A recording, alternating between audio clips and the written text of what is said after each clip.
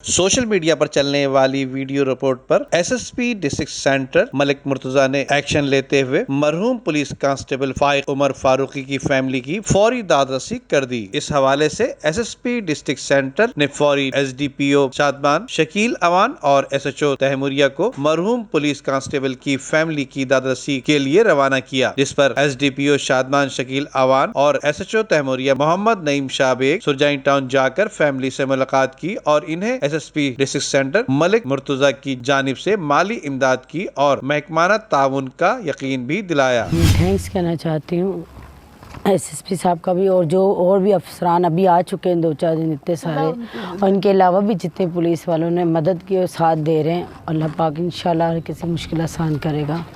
अल्लाह तुम्हारी ज़िंदगी देवे बेटा, अल्लाह तेरे को अच्छों से रोज़ी देवे।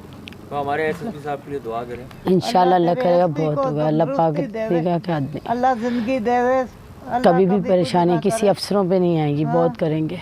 SSP district centre Malik Murtaza की जानिब से मरहूम पुलिस कांस्टेबल फाइक उमर फारूकी की फैमिली को 2 माह का राशन और मरहूम की बेवा, बच्चों और वालदा को यकीन दिलाया गया कि डिस्ट्रिक्ट सेंटर पुलिस इनके साथ हर तरह के ताउन के लिए तैयार खड़ी है। वाज़ेह रहे कि मुल्क के दीगर इदारों की तरह पुलिस डिपार्टमेंट में भी रिटायर हो जाने वाले मुलाजमीन हो या मरहूम मुलाजिम के घर वालों को इनकी दादरसी करने वाला कोई नजर नहीं आता, जबकि रिटायर मुलाजमीन हो या मरहूम के घर वाले सरकारी इदारों में अपने बकाया जात हासिल करने के चक्कर लगा लगा के थक जाया करते हैं।